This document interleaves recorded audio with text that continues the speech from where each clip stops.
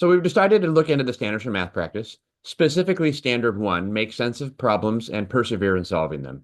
And when I ask teachers in the beginning of the year or in the middle of the year or really any time of the year, when I ask them to look at all the standards for math practice and I ask them to, hey, choose one that you want your students to really improve upon. If we had to focus on one priority, this is the number one, not just being number one. It's named number one for a reason. This is the one that comes up the most often. Teachers really want their students to be able to read a math problem, think about it, process it, internalize it, and then actually get to work and try and solve it. And there's a lot to that. And there's a lot of habits and things that students have learned and teachers have learned throughout the years that have actually made it challenging for students to make sense of problems before they get to work, and challenging for students to persevere without that teacher check-in. So some of the things we recommend and some of the things we kind of sit through are the things we're going to talk about right now. And what we often do in planning is we'll stop and say, okay, let's pull out a math problem. Let's pull out a word problem that you might be presenting to your classroom in the next week, in the next month, maybe tomorrow. Looking through here and say, okay, what's the word problem we're going to pull up? And we'll open it up and we'll read it. And very often I will have the teacher read it and say, okay, here's what I want you to do. I want you to tell me what's going to be a reason a student won't be able to solve this problem, or even more so, what's going to be a reason a student won't be able to enter this problem. Why won't a student be able to start working on that blank paper or on that whiteboard? What's going to prevent them? And I always ask that, like, not as a rhetorical question. I'm going to ask that as a serious question. Tell me an actual reason this might be a problem. And some common responses are there's a lot of reading. The student has a challenge with reading. Some common responses are the student isn't sure what numbers are important. Some common responses are the student may not really know what the operations are we're trying to do. Or some common responses might even be, hey, this student just doesn't do a whole lot on their own until I walk over to them. So I'm not going to be able to answer all of these in just a couple of minutes, but I do want to talk about a couple strategies that tend to work out over and over and over again once we do build the routines. That when we start off with these different activities, these different options and ideas, it may not work immediately, but once we build those routines, they can really help. And one of those routines you've probably heard of quite a bit is a three read routine. We do talk about this routine quite a lot out of math class, but a lot of teachers don't think about this as being a great math class activity too. So what we mean by this is we're going to read through a word problem three different times. And the reason we're going to read that problem through three different times is to help those students understand what it is they're trying to solve before they solve it.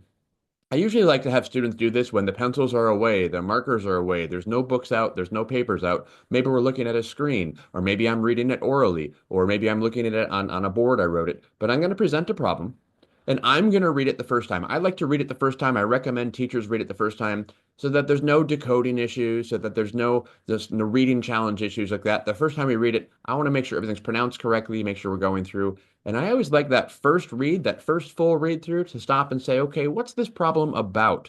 What is the gist of the problem? If you could picture this story in your mind as a movie, what's the movie about?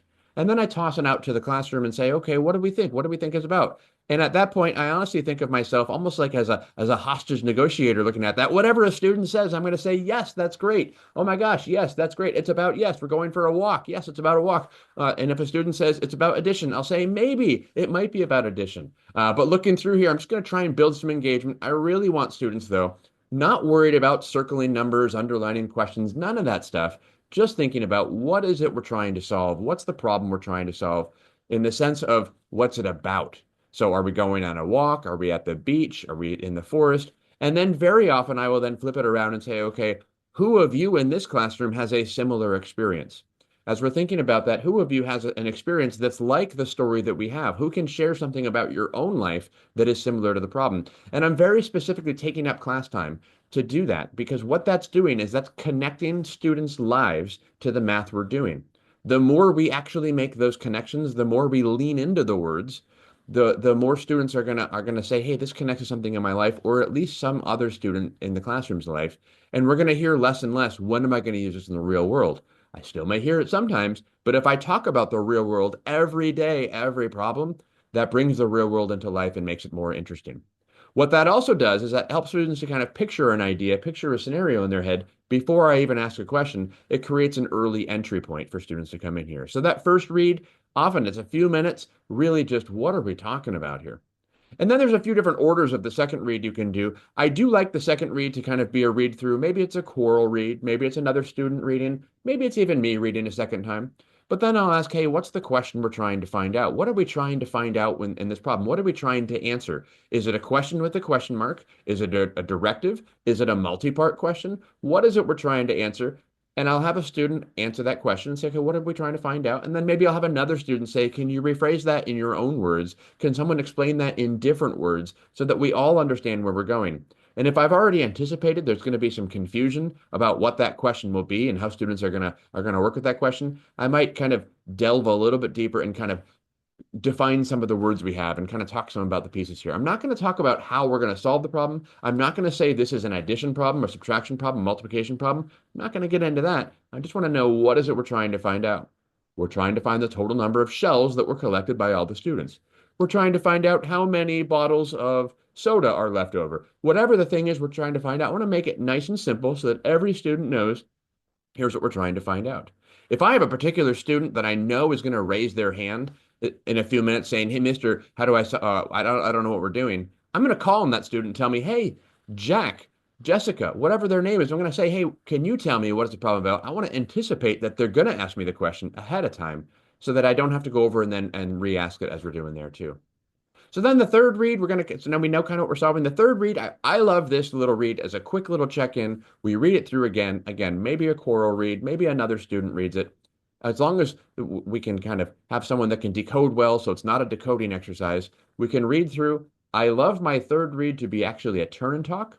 Turn and talk to your partner. You've got 30 seconds to quickly talk to each other about what is the important information we need to solve this problem. What information do we need with this? And then some students might say, okay, there's some numbers there, there's some words there, some pieces there. And again, I'm not even really huge into underlining, highlighting, things like that. That can get tricky because the more that we have students underline things and circle things in pieces, sometimes that gets into like a word find, and students get into the habit of just circling all the numbers and underlining all the questions and things, and they're not even processing what's happening. I'd rather them actually think about the problem, think about the context, and say, turn and talk, 30 seconds, go. 30 seconds is too fast for them to actually solve the problem, but it's fast enough for them to talk to each other about what information is important. Maybe that there were 7 shells on the beach and that there's another 14 in the problem somewhere else. And if I ask the students, hey, what did you find out was important? If a student says, oh, 7's important, I'm going to ask, okay, why is 7 important? What do we have 7 of? Tell me more about that 7. I'm not just going to say, yes, 7's important. Great, let's move on. 14 is also important. Great, let's move on. No, I want to talk about why is it important? What are those important things? And then we'll come back and say, okay, so we know the problems about walking on a beach. We know the question is, how many shells are we going to have on the beach altogether? We know the important numbers about 7 and 14, looking at these pieces, and I'm making these numbers up as I go along, but any problem has those different scenarios. So those are things we're going to ask. And then I'm going to look around the room and say, okay, I now am feeling at the point where everyone knows what it is we're trying to find, and everyone's equipped with the right information. I still haven't shown how I want students to solve it. I want them to kind of process that on their own first. A little bit later, maybe we'll dive into some more strategies. But then I'll say, hey, let's take a few minutes of independent think time and try and solve it on your own. There are a few other programs that say, hey, we want students to immediately work in partners and pairs and work on their own. Either way that you're working with that, I want to give students a chance to now give themselves a chance to process that without me telling them what to do. I might recommend a few different strategies we can use. I might say, hey, we can use some of these strategies up on the board. We can use strategies we've used in the past, but I'm not going to tell them how to solve this particular problem. I want to give them a few minutes to do that. And as we're thinking about that standard is make sense of math problems. We did that part and have the students persevere in solving them. This is a piece that can be tricky. If I immediately go over to some students and check in with them, that's not helping them to persevere. That's showing them that I'm going to rescue them every time. If I said, okay, now I want you to all solve it, and then I run over to a student that I know is going to need help and say, okay, let's talk about this. Let's process this. I feel like I'm helping them and they feel like I'm helping them. But what I'm actually doing is I'm enabling them to be rescued. So after you do your 3 read, your students are ready. Give them a few minutes to either work independently or in partners, depending on the program you're using, and then just see what happens. Give them a chance to process that. Maybe I need to remind them to say, okay, let's maybe use some different strategies. Let's stay on task. Of course, those things I might need to do. but let's not re-explain the problem. If I re-explain the problem to a student, what they're learning is that they don't have to listen to me up in the room when I'm in front of them. They don't have to listen to the students when we're making sense of the problem. They know every single time the teacher's going to walk over and help them out. Every single time they're going to be rescued. So that 5 minutes we just spent making sense of the problem was completely wasted on them if I go and immediately rescue them. So there's more aspects we can do once we're kind of diving into that work when they're processing through and when they're thinking and if students get to stuck points. But really starting strong, if you have students that typically raise their hands or typically don't quite get started on their work, try that 3 read strategy and then try that independent think time or possibly partner think time. But don't go rescue yet. Don't go do that because by doing that, we're enabling them and we're not giving them a chance to kind of show their thinking, to process their thinking there too. So there's more that we can do with making sense of problems and persevere in solving them. But this is such a great, strong start. I would recommend try it for a couple of weeks. It's probably not going to work the first few times. That's okay. Tell students what you're doing. Tell students why you're doing it. And I think you're really going to find this to be extremely successful. So hopefully that works out for you. Let me know. Always feel free to put things in the comments. Let me know if you have questions. Let me know if it works. Let me know how that's working for you. Again, love to hear from you. Hopefully this is helpful. That's always our goal. All right, all. Have a great day.